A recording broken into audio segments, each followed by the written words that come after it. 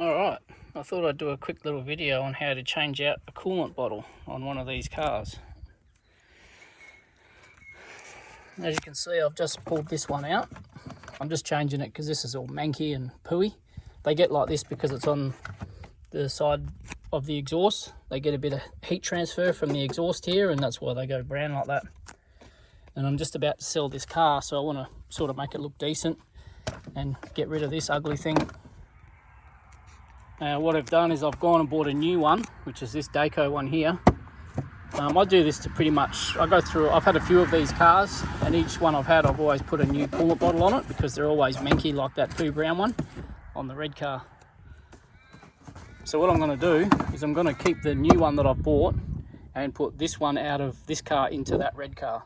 This one's only about, probably about 12 months old. But this is my car, so I thought if I'm going to sell that car, that one's good enough. I might as well put this one on in that car, and then I'll keep the new one. Now, if you're just changing out one of these bottles because it's all pooey brown like the other one, you don't really need to drop your coolant or anything like that. Like on this car, I won't be. I'm going to try and catch what's in this bottle, well, tip what's in this bottle into the new bottle. But if you're doing a whole coolant change, then it's a different story. Then you would want to take out the little drain bung at the bottom of the radiator. So back over on this car, I should have just filmed it before I took it off, but I've disconnected the hoses already. It's just the main radiator hose that goes on the bottom of the bottle and the two hoses up here. But if you're changing out your coolant, if you look right down the bottom here, you just got to take out this little air intake thing, which normally sits here, with two Phillips screws. There's two screws which hold this in, and it's just pushed onto your intake box. So you take that off, and then if you look down the bottom, just down in here, I'll turn the camera around, but it's just down the bottom, you've got this little butterfly. It's a little threaded thing with a grommet on it. So if you can see just down there, I've just put it in the hole where it goes. I'm not sure if the phone's going to focus. There it is. That's where it goes down there in the radiator. You see that little butterfly?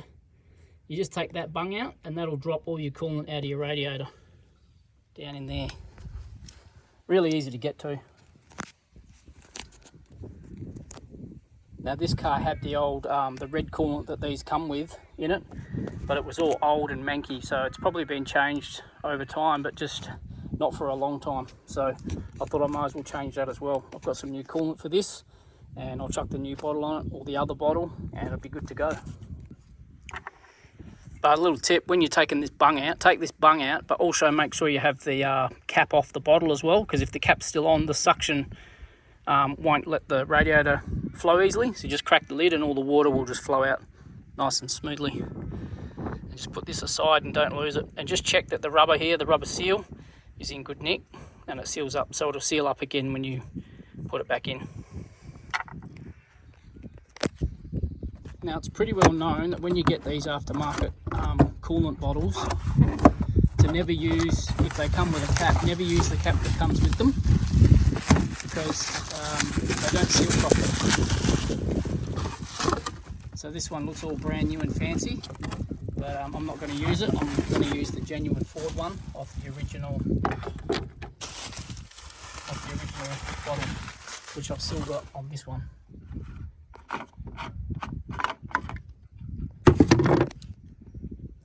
So all we're going to do is take off the two top hoses.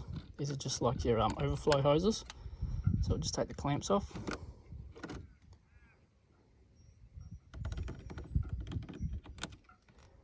Trying to do this with one hand.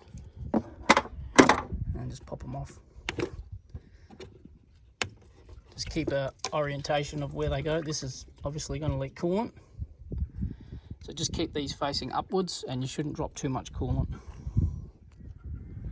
So I've just unclipped the two hoses out of their little retainer thing there and just sat them there. As long as they're up higher than the radiator, they're not going to leak anything. So you won't lose anything. So now we just got to get this clamp off, and then we're going to try and hold this back as well as tip the bottle back so we can keep the stuff that's in there and not lose any out of here. Alright, got that clamp off. So now what we're going to do is loosen up. There's two 10mm bolts here. They're just little short bolts. And then this will be loose and ready to swap out. Alright, I've just taken those bolts out, so now the bottle, that's all that's holding the bottle in. So I'm just going to sit the bottle on a lean here like this, hopefully it'll stay there, to where, if I had a third hand, it'd be good, just there, so I can pop this hose off and not lose any coolant out of the bottle. I'm going to try and attempt to do it just here. I don't know if the camera will get it, but we'll try it.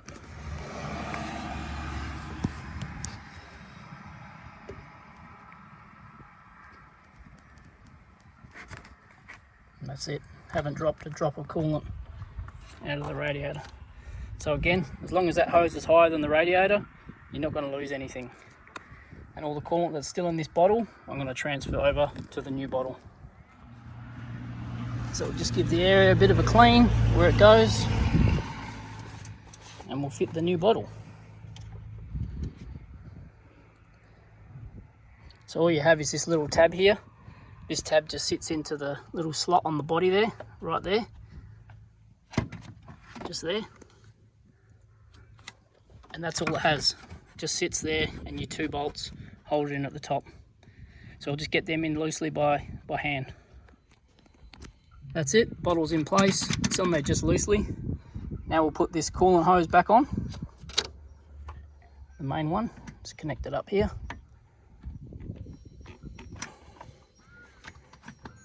That's that back on. And that's pretty much it. Now we can put these smaller hoses back on where they go.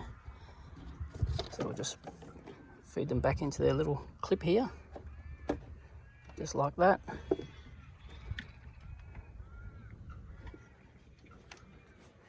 And just plug them back on. And it's as simple as that. Now just tighten up the 2 10mm, and then I'll put the stuff out of the old bottle, just tip it in, back into this one. And when you're tightening up these bolts, don't be over tightening them, don't go crazy with them. They're just holding a plastic thing down, so just as soon as they bite up, just nip them, and then that's enough. I'm going to attempt to capture the old coolant back into this reservoir.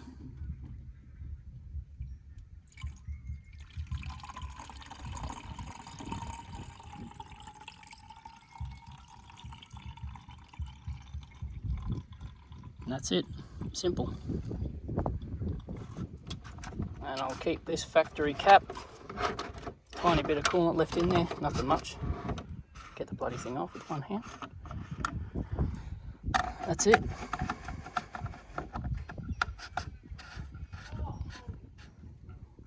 And now it's just a matter of putting this one back into here. So I've already taken everything off this one. So I'll sit this in its place, get the 2 bolts in just to hold it. Alright, so we've got those in. Now it's just exactly what we've done on the other one. So we put the hose back on. This one is drained of coolant now, because I'm actually doing a flush on this one. So, well, I've got new coolant for it. I don't have the battery box here, so I don't have the little clips that hold these back on. But we'll just slide them back onto the bottle. That's it. Alrighty, got it all back on. Clamps are back on, all 3. 2 bolts are tightened up. I'm going to put the bung back in the bottom and fill it up with some new coolant.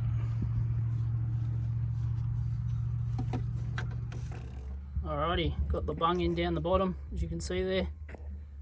Now just going to put some new coolant in it.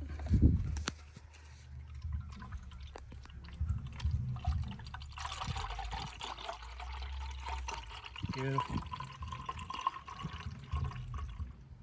Now we filled it up quite a bit, got some coolants in the bottle. I'm just going to put the air intake back on, then we'll start the car and get this coolant running through the engine and get it through the system. And that's really it, simple as that. It looks a bit diluted now because it's got a mix. The water's sitting on top of the coolant.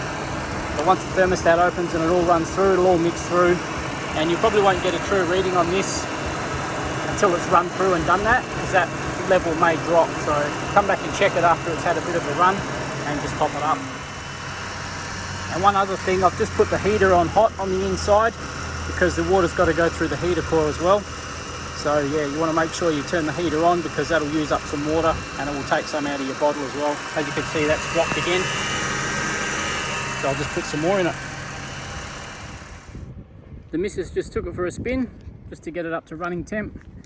So now we can give the coolant level a check one more time and get a final reading, and if top it up if need be. So let's have a look. And